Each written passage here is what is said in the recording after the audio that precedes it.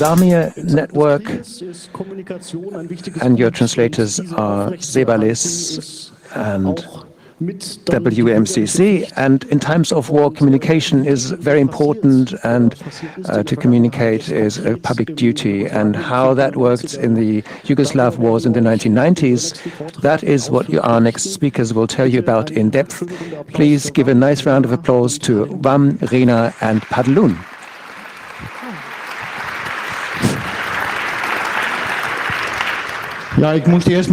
So first, I want to make clear that I'm not a German, so I'll do my best to take away my Netherlands accent and not be too serious.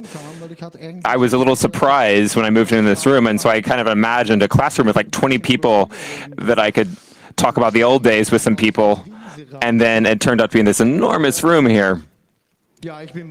So I'm Vam, Dutch. I just turned 61. Hopefully you can't see that on my appearance. No.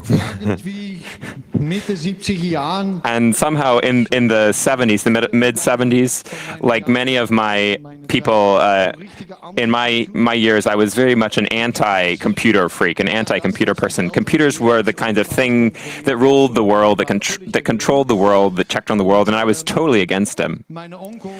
And my uncle in the Netherlands was defense minister and thought that I needed to do military service in the military, and I had completely other ideas about it. And so I told him I wasn't going to do it. And he had no other reaction other than throwing me in jail. And so I read a lot about computers back in those days, in those 2 years, and thought that was a pretty interesting topic. And so in 79, I did my doctoral thesis in sociology on imagine that computers are getting small, written on a Fox, a big supercomputer that the atomic center at the University of Netherlands needed to cut. Short summary, we had this kind of devices, my professor and I, we kind of expected these, my professor and I, in 2070, 2080. So you have to imagine there was a day in which they didn't exist. There were no phones, no smartphones, or no laptops. In the 80s, back in the 80s.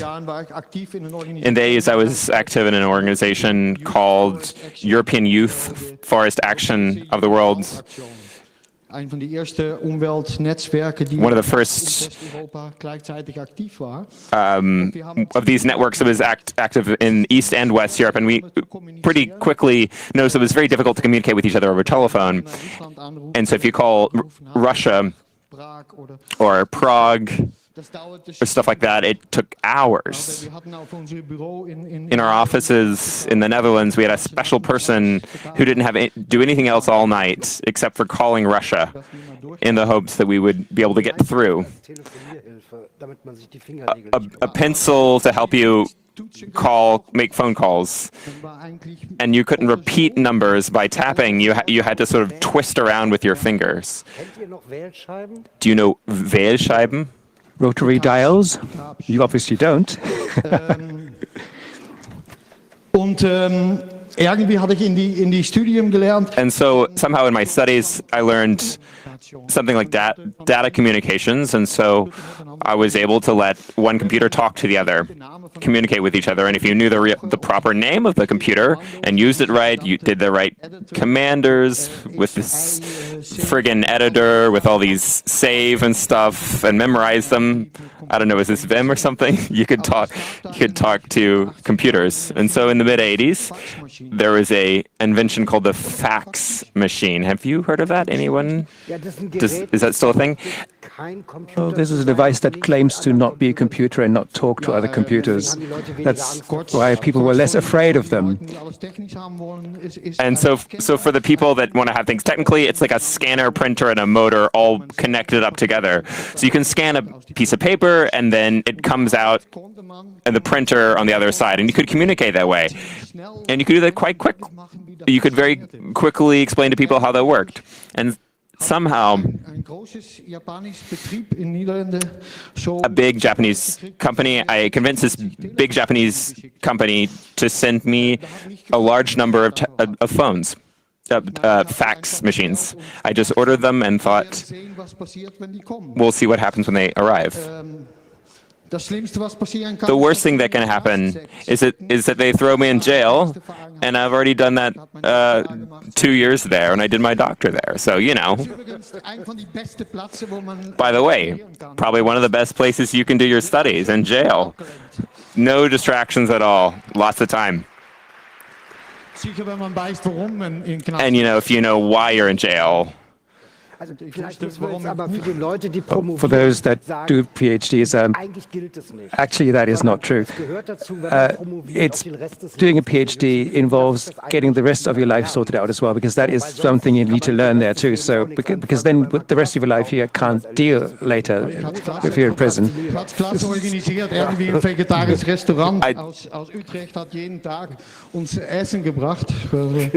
Well, there was a vegetarian restaurant in Utrecht that brought us food every day because someone thought, my uncle thought his nephew shouldn't starve. So at least I got this company to get 25 fax machines delivered to my office. And as quickly as possible, I tried to get all these fax machines to Eastern Europe. This was before 1984, and we thought as long as they're in Eastern Europe, they won't come back. And picking up, of course, is impossible too. So within a year, we managed to get these 25 machines to Eastern Europe between 87 and 88. So it was before 89. And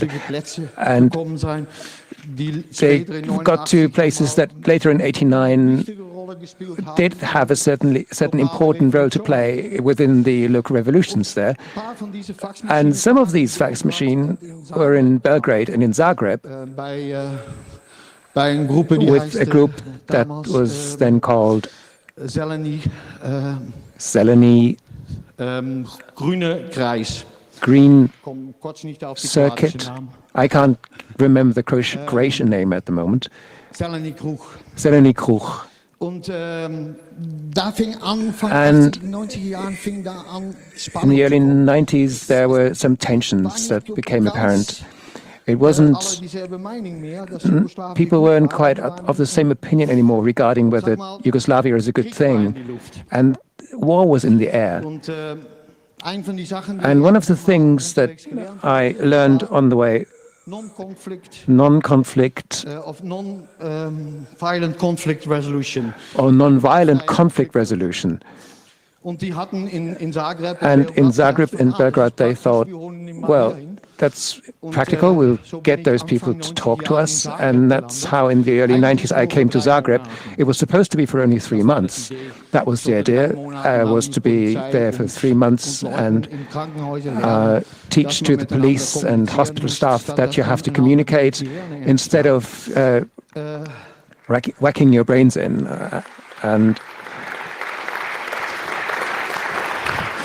I was sitting there in the hospitals in Osijek, and the first grenade came from above, and you then think to yourself, well, it didn't quite work.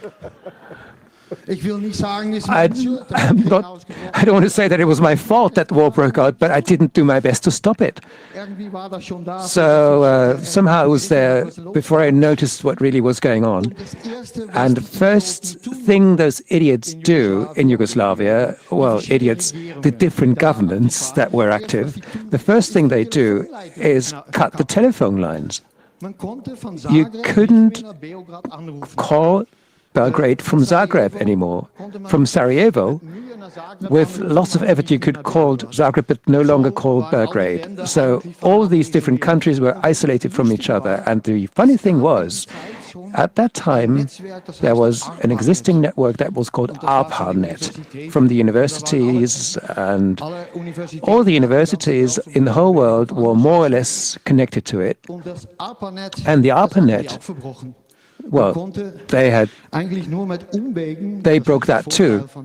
You could only reach each other via detours, and that's the great thing about this network. You could break things, but the messages still found their way. That was the whole idea. When half of that system is destroyed by nuclear bombs, then the messages still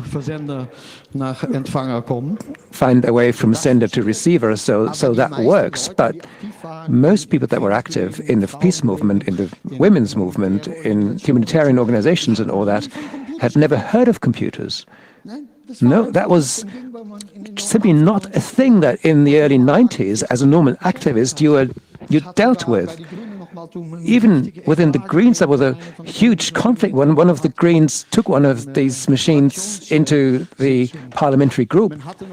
You still had the feeling that this is something you should be wary about.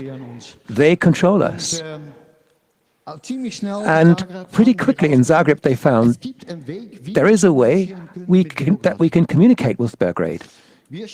We send a fax to the UK, and in the UK, that was where the central office for the Association for Professional Communication was, the first alternative network worldwide.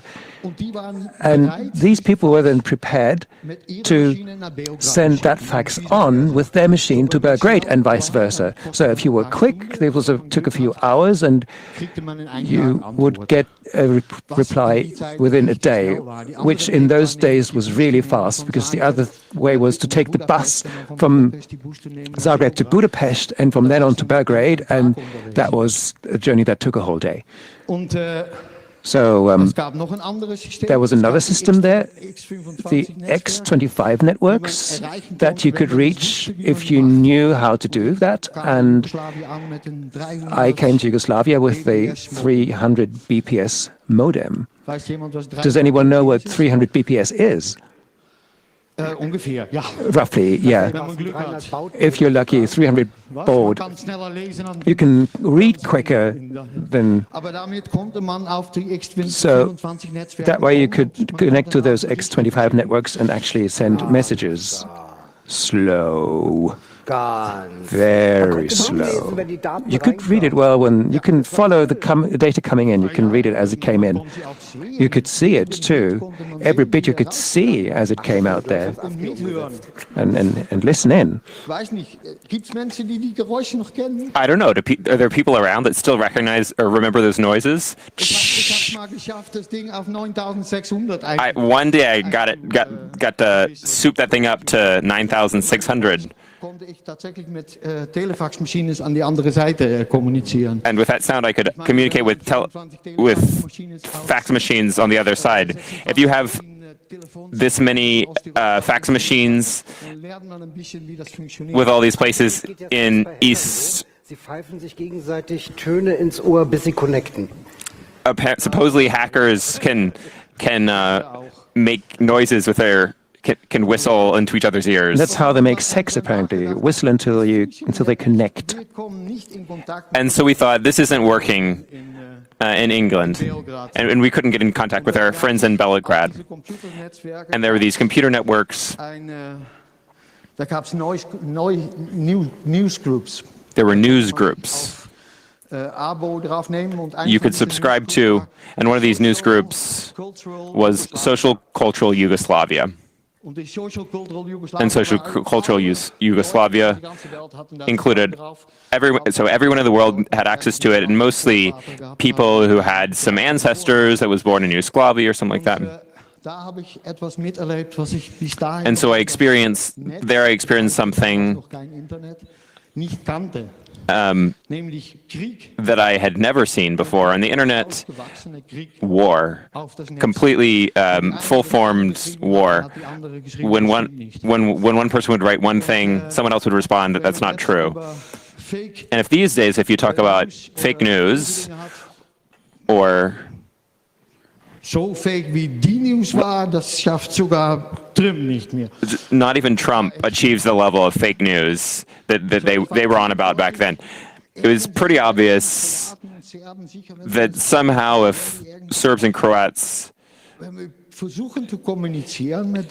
if you try to communicate with them, you need a faster way to communicate. Because not everyone has a modem with 300 BPS, and not everyone had an X25, knew how an X25 network worked, and knew all these codes, had them memorized. And an American, Eric Bachman, in Bielefeld existiert. Who in Bielefeld, which by the way exists, referring to the Bielefeld community conspiracy. Should look it up on Wikipedia. People that know it existed back. People that know it didn't exist back then. This translator is from Bielefeld.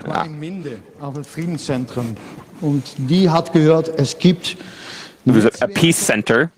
And they heard there were networks that were directly connected to the phone where you could call each other and then exchange data. And this system was called the Cerberus system. And there were different systems, but Cerberus was a very developed and good working system. And the nice thing about Cerberus is, for the users,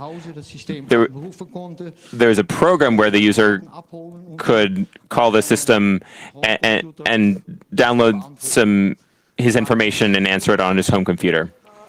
Eric was near us in the Bielefeld area and was involved in the center, and he found that there was such a thing as mailboxes and mailbox communication.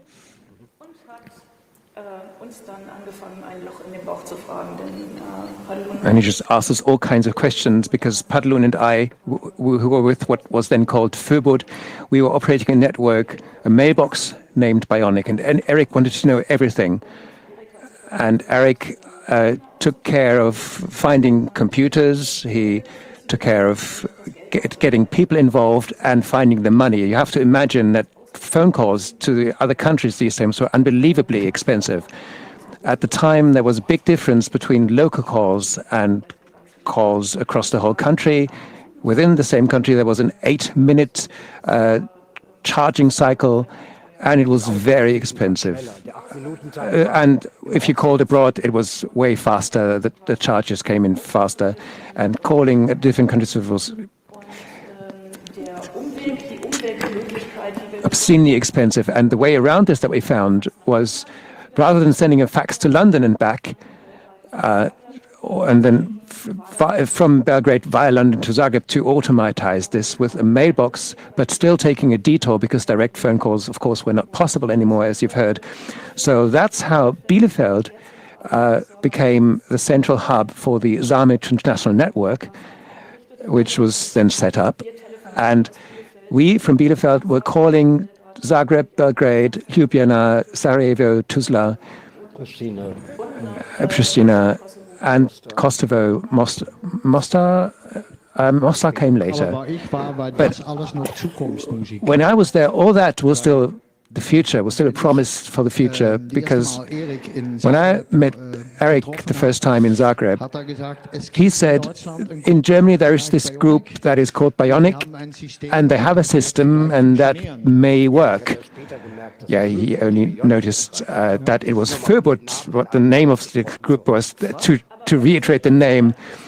And the name Bionic was the mailbox, and because Föbud was such a difficult name, we renamed ourselves Digital Courage. Digital Courage is our current name. Fibot was the old name, and Bionic was the mailbox. So now we've got that sorted. And Eric arrives in Zagreb and tells me all this. There are these people in Bielefeld. I actually only know Bielefeld because of the the traffic monitoring that takes place on the motorway there. You get photographed if you exceed the speed limit. So you told me about all this, and meanwhile in Zagreb we had founded an organization that was the anti-war campaign,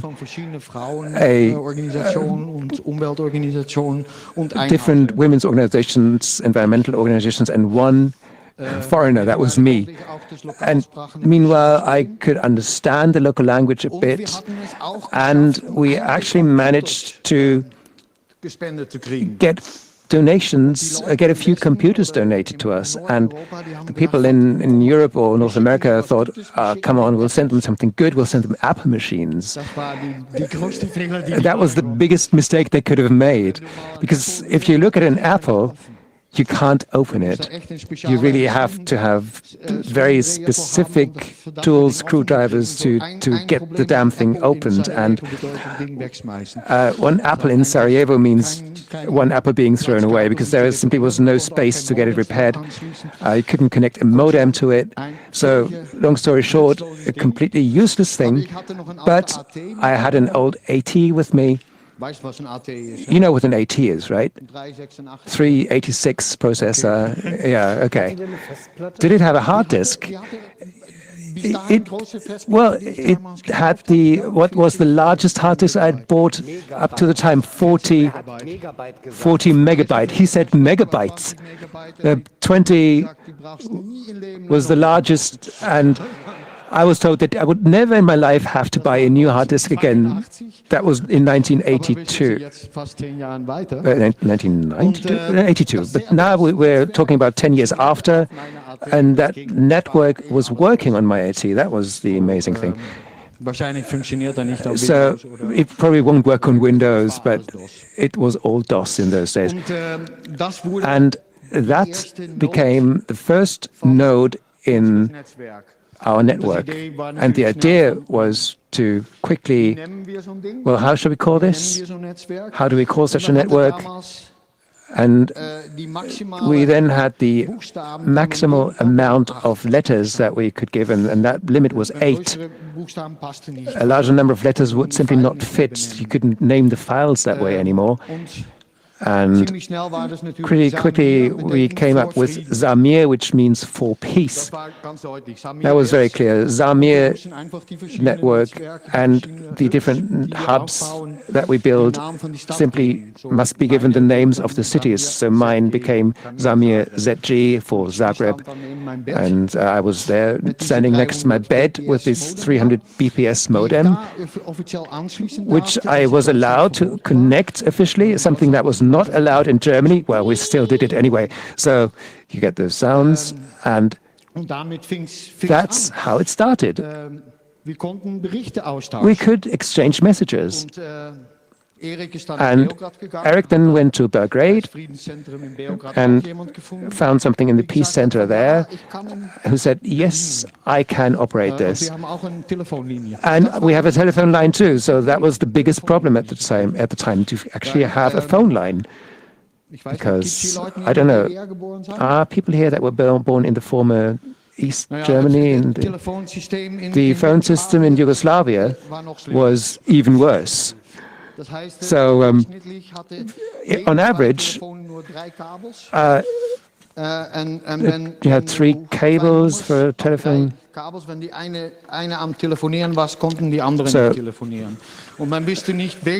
you had 3 lines with 2 telephones, and you couldn't make as many phone calls as you would want. And if you put a modem up, that telephone was occupied all the time.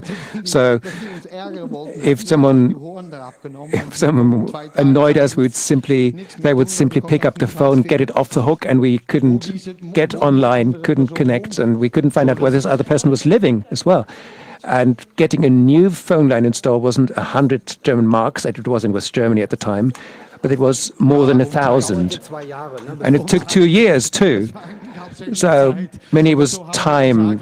And so in Zagreb, we mostly rented houses to get at their phone lines. Because if you were looking for a house, the first question was, do you have a phone? No, sorry, won't take that. That was very important. So we had, at certain moments, we had 3 telephone lines altogether. That was great. That was later, though. The first thing we were confronted with, I said there was this diese Newsgroep, die heißt Social Cultural Yugoslavia. This youth group called Social Cultural Yugoslavia. And I spent a year living in 1989, and so I knew a lot of people. And they told me over the internet, over the ARPANET, that the Orthodox Church in Zagreb was, there was an explosion there. And I could see this church every day, and there were no attacks, no explosions there. And so just like proving online that Bielefeld exists, you can prove that that there was an explosion at a church. And you need to know that Wikipedia wasn't developed to the point that you could actually find out what really was true. You couldn't send images. Was? Wie wir das gemacht haben. Eigentlich habe ich erwartet, wenn ich sage. You know, I was expecting when I said that Wikipedia tells the truth, I would have expected more of a laugh from the audience.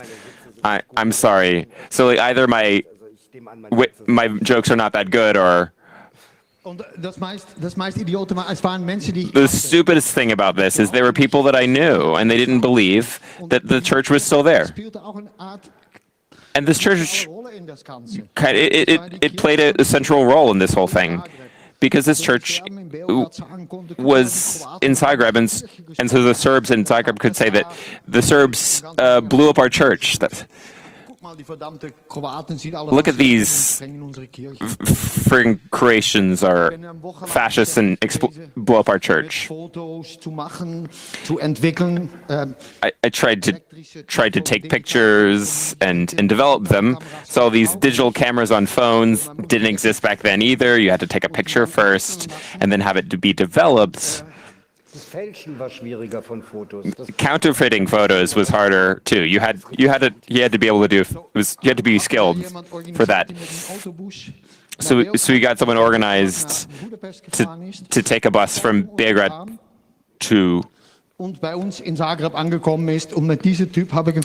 in Zagreb in our place and took a picture of the church and sent it to Belgrade.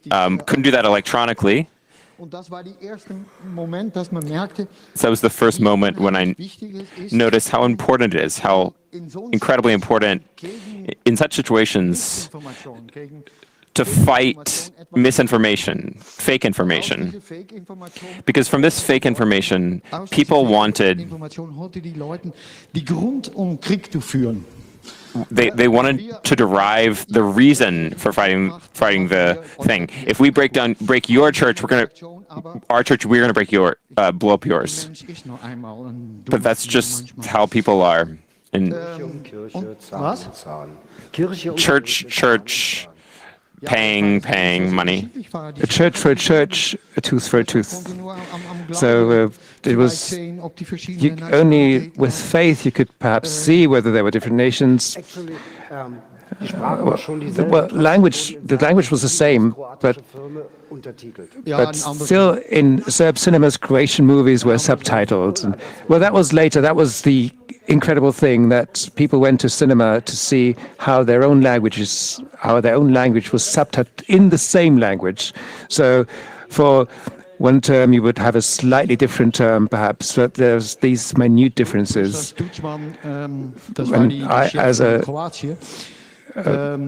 Tudjman, the head of state in Croatia,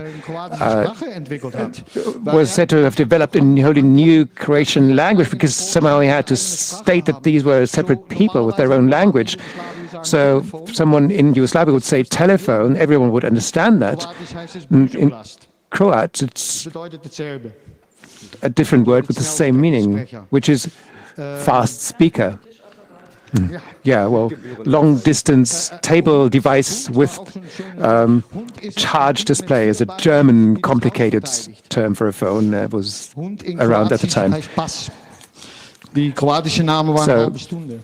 Croatian names were much, much longer. And this was the kind of situation. And I thought initially I would be there for 3 months only. But human being is a human being, and I fell in love to some extent with the country and with a certain person.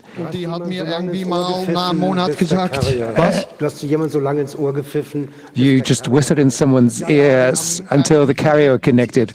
Yeah, we connected the very first evening, actually. Connect at first sight. That was not bad. We didn't even whistle. I was the new kid on the block to foreigner, computer with him, knew something, beautiful foreign man, everything you needed at the time to stand out. And I was the only foreigner there anyway. At this moment, besides the UN with their white cars, but they didn't have any contact with the local people. And she said at some time, if there really is war and people shoot at you, you really can go home. And then I said the magic words, I would stay in Yugoslavia as long as until the war would be over. And I didn't have to say that in 1990. It took 5 years and then another 3 in Kosovo. But I kept my promise. I really stayed there for all that time. And one reason that I'm now speaking to you in Germany is that I became very tired after 5 years and took a rest here and just got stuck.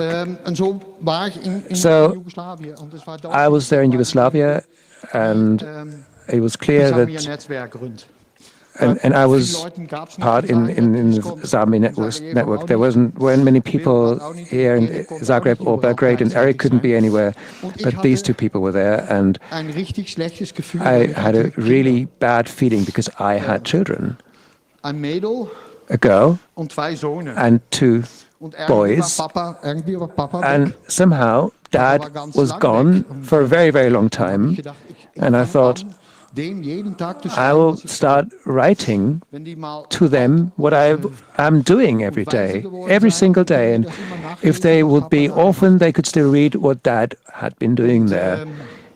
And that then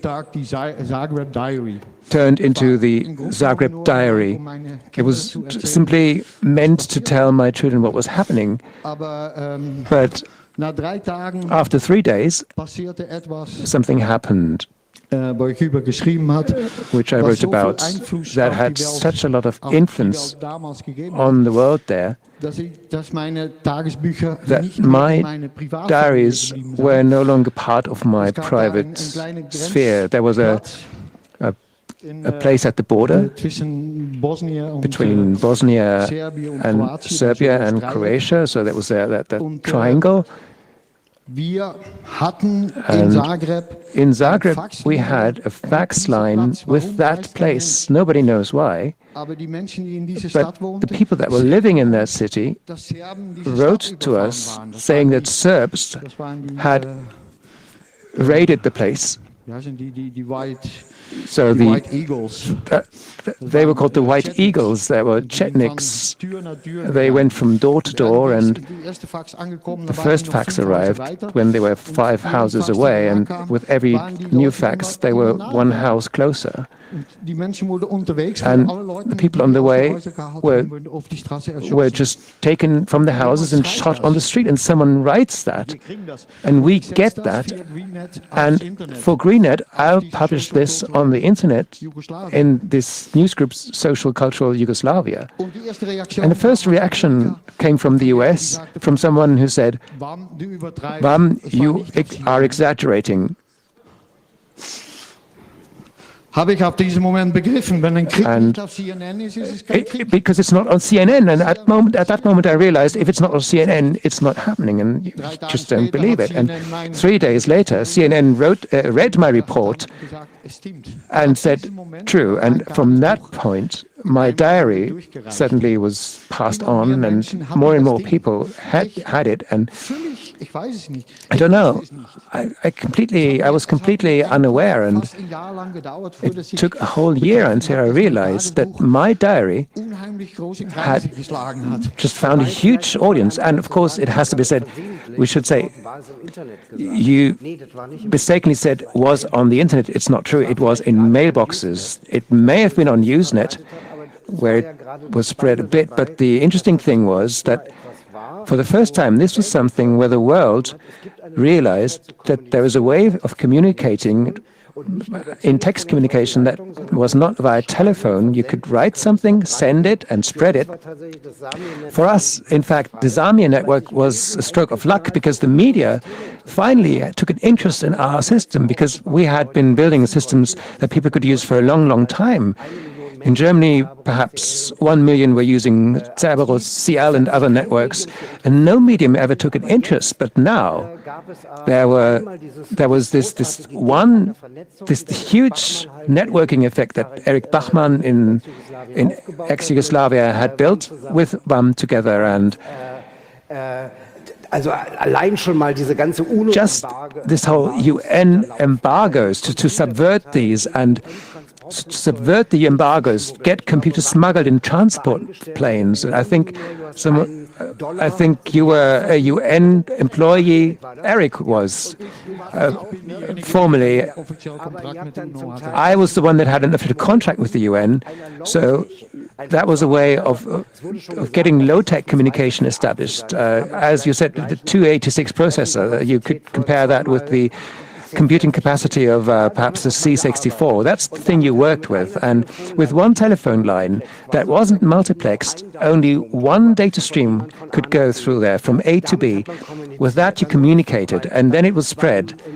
And then in some mailboxes like ours, there were some journalists who received that as a so-called point, people that downloaded the data and read it, and then others took that and printed it. And so that was before the internet existed. We're talking 92, 93, 94 when it slowly started. But before all that started with the internet, there was a sense in the public that these networks are useful for something. These are not just technical idiots that are playing games and look at naked girls and rob and pirate software. But that was actually not what was on our networks. That was only text, no pornographic stories, political things, political groups using them, and networking, APC, GreenNet, and all Antifa groups were using these networks. There was some real serious work being done. This was an interesting network, and the internet actually destroyed all this, but that's a different story. That should be told in a different place. But that was the interesting thing. And your diaries, that was a content that people could look at. It was interestingly written. Well, you were there in Zagreb. You were in the refugee camps. You saw the VW buses and people looking for their families, and they could then use those computers to find these. That was a genius piece of work. But that diary to write about this experiences, that didn't just tell people that there is a war going on, but that people live and laugh in the war. And there are fantastic stories from Sarajevo, even under attack. That competition, will I make it across the street without getting hit? People really playing those games to just find, to get a sense of that. That showed the people in the whole world what all this new data network could be. And that was a very different aspect beyond war and the people in Yugoslavia. You were traveling there. You got to know people. When we heard that you came from Bionic, people were in tears and thanking you for bringing their families together as a figurehead. So that's the one story. But the other story is that it helped the world, helped Google, helped Microsoft. That's what we're fighting these days because we want our own structures. We don't have the networks, we don't have control of the networks anymore because we forgot how important it is to have your own structures with low-tech computers, with modems, with just one telephone line, with deliberating how you can use donated satellite lines, decentralized working. These days, we are no longer working in a decentralized way. We are depending on one switch that someone can switch and switch off. And that's another story that has to be told in this context. Ihr hört, Sie waren beide ziemlich damit beschäftigt. You guys are quite busy with that. I didn't even know them. I only knew them over the internet. I actually saw them for the first time about 20 years ago. You gave a talk in Berlin, that's when I saw you the first time.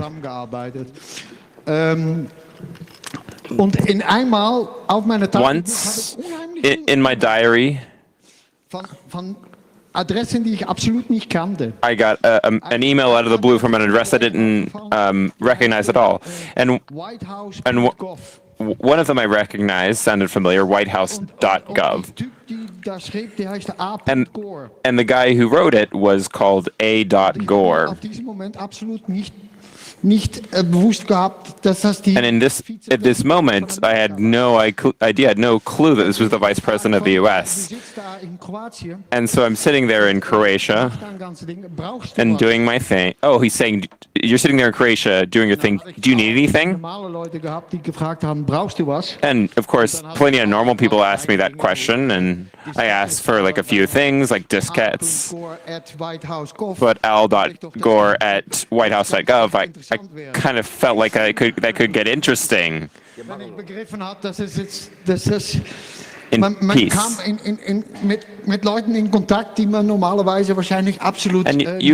you come into contact with people that you would have never come into contact with. And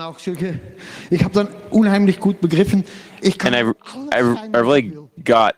It was pretty obvious to me that I could just write whatever I wanted. It's not a lot you can break in a war-torn country anyways. Everything's already broken anyways. If you walk around Syria, but back then half the buildings were broken anyway, so there wasn't a lot you could break. And I wrote some stuff like, imagine, in this world there's a lot of factories that produce lots of crap, and they have this crisis of conscience. In Sarajevo, we have about 40,000 people, and every day they need dialysis. There's no dialysis liquid, and 70,000.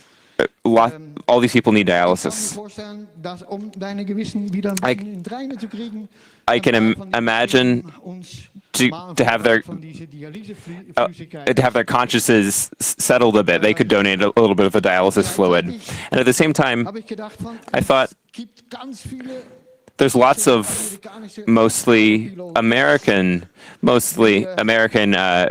helicopter pilots that had done things in Vietnam, after which they still couldn't sleep. And so there's a way there's a way to come to Bosnia, to Croatia, and to do good stuff with your flight. We just needed a helicopter. 20 more minutes. We just need a helicopter. And so, of course, we thought, never.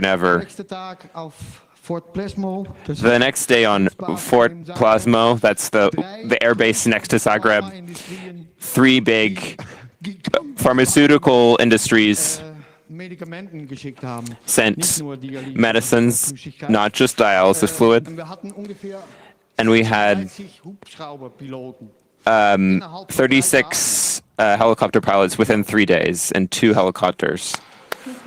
And there's applause all around. In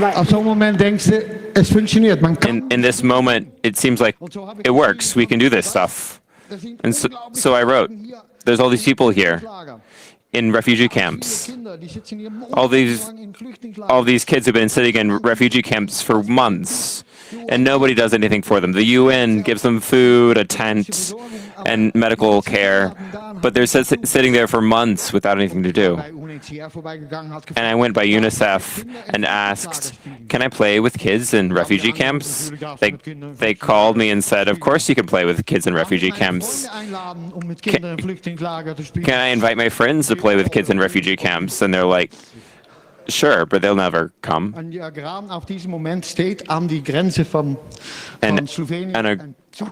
in the border to Slovenia, there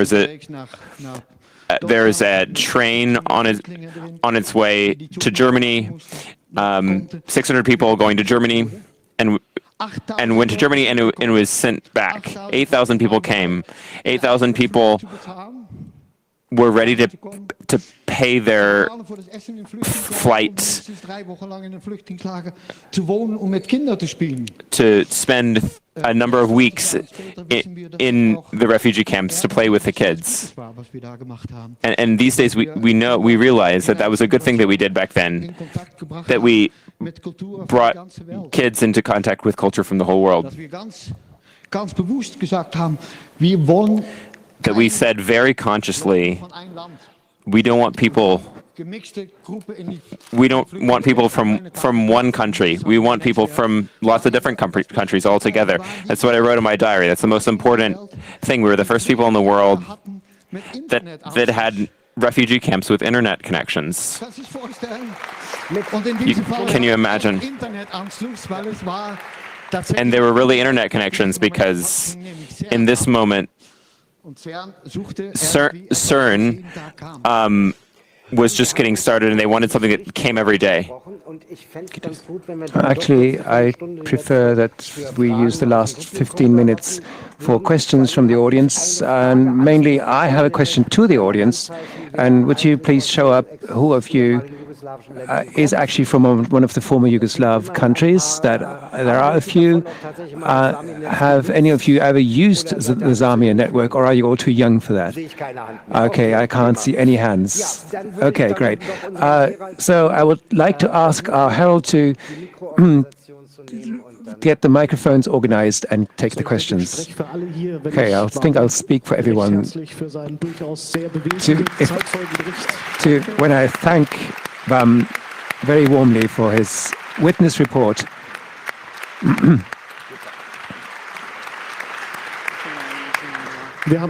We have 4 microphones in the room, 2 in the middle row, 1 left, 1 right. You can line up there. Please hold back with expressions of gratitude. We want to get some questions through. And does our signal angel have a question from the internet? No question from the internet, so microphone 1, please.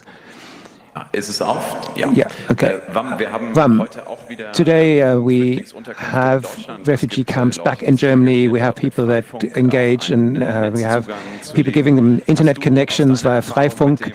Do you have any experience having worked in a similar way? Do you have any advice? What is important? What you can do this next to getting the routers to run? The internet, phones are the most important things a refugee has. It's his street number, it's his house, it's the way to reach them. The first thing that we did in the city, something like Bad Belzig, the city I live in, it's somewhere between here and Berlin. The first thing we did in 1996 in this refugee home was an internet connection, and and communication is a matter of life for people. And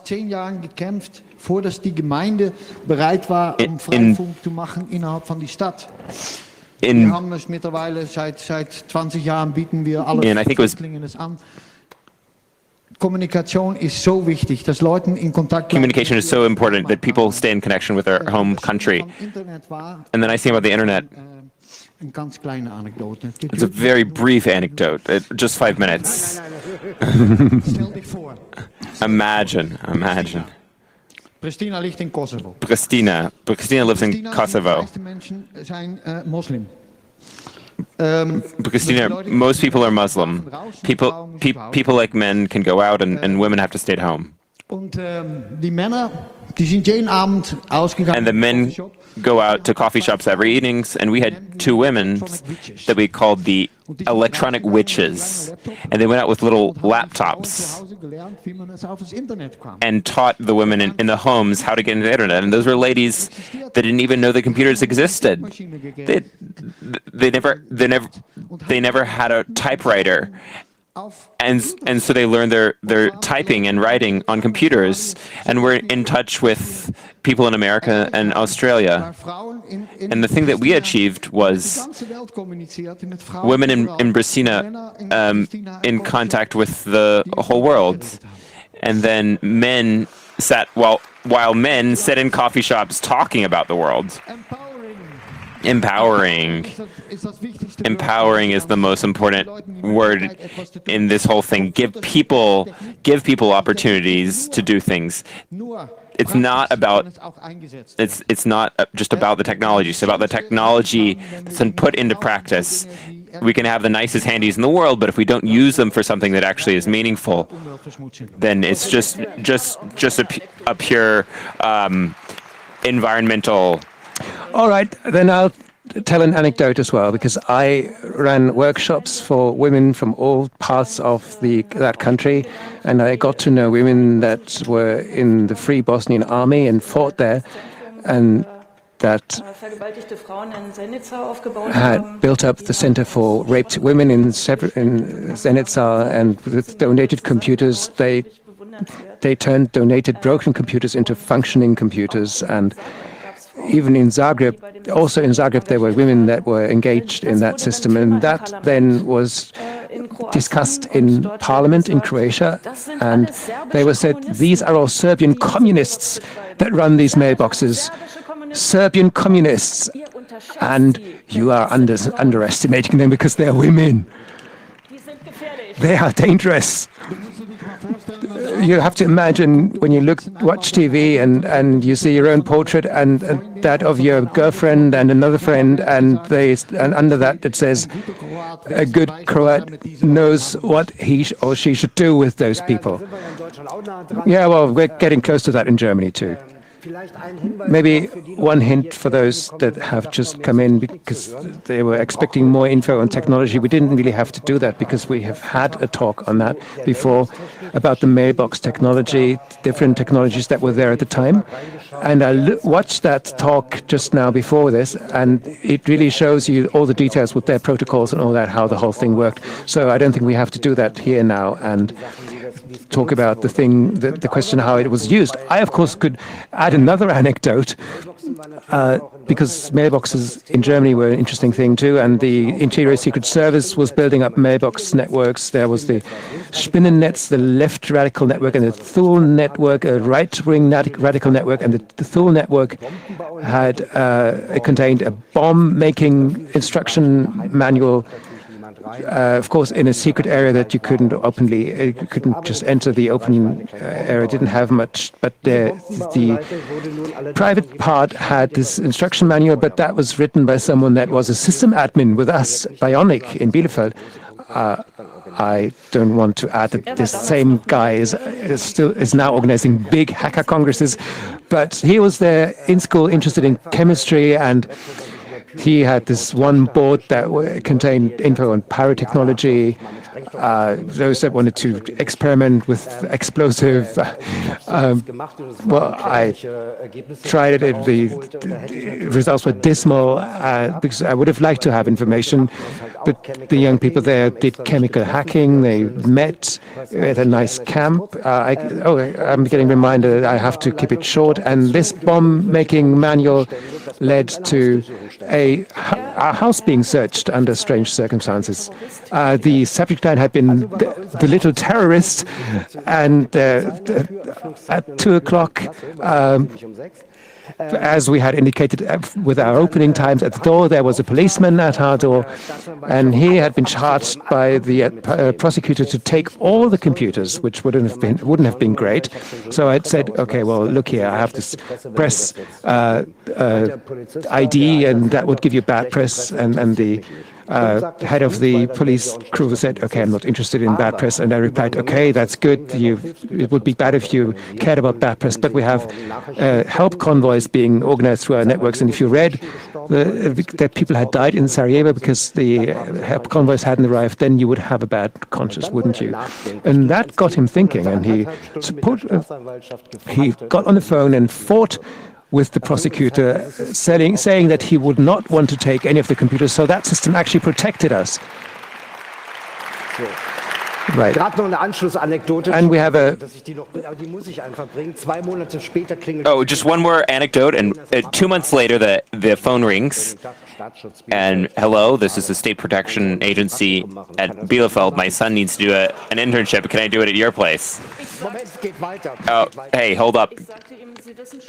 I told him, you know that your colleague was here a few months ago for a raid to search the place. And they were so enthusiastic about the place. That's why I'm calling you now. What was the frequency of messages in the Zamir network? And next to your diaries, what else was being? What could you read there? We have learned that cat videos didn't exist. Ganz technisch muss ich sagen, wir hatten ungefähr 1200 Gebraucher in Sarajevo.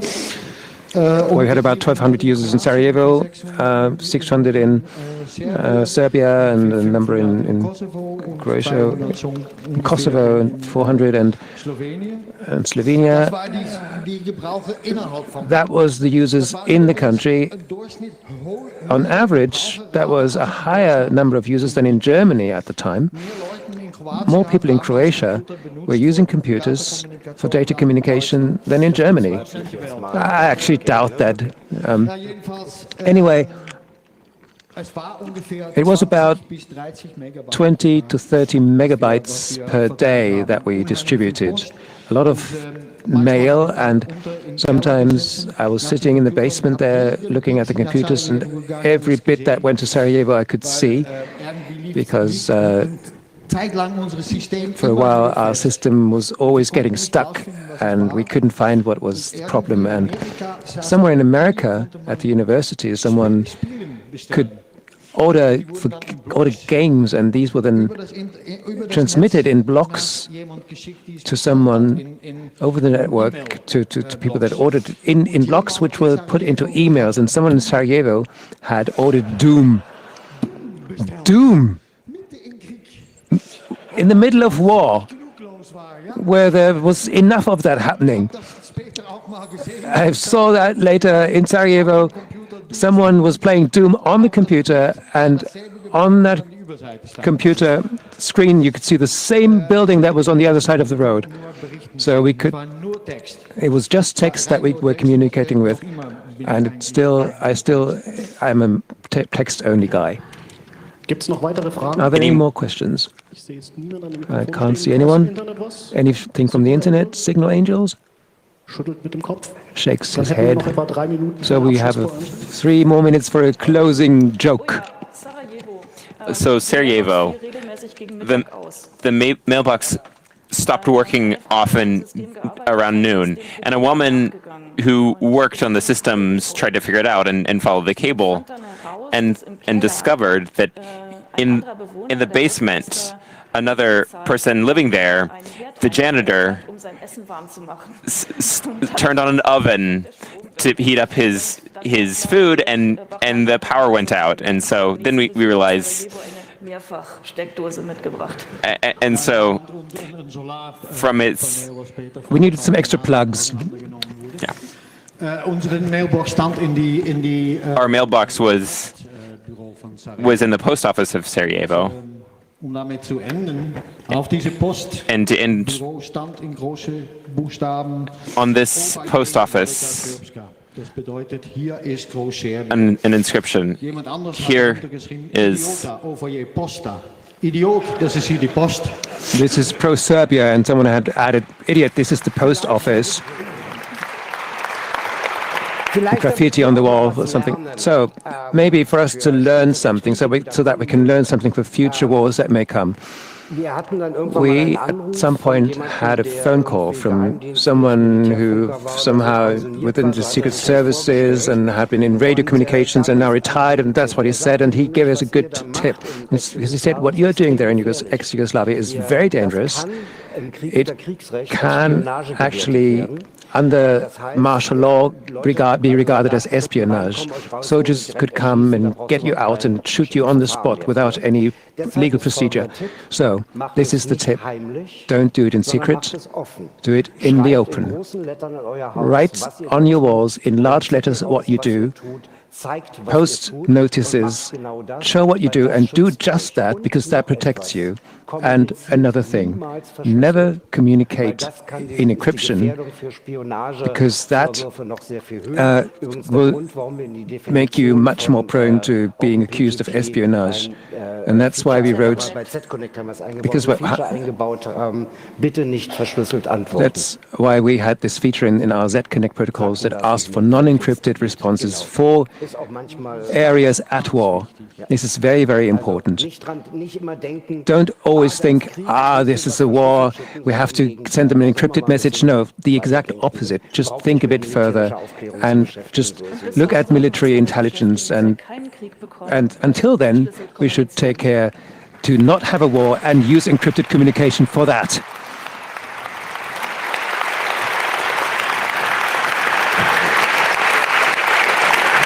Eine echte Punktlandung. Nochmals vielen Dank. Hit the spot at the time, please. Another thank you to Wang, Rena, and Padlun. And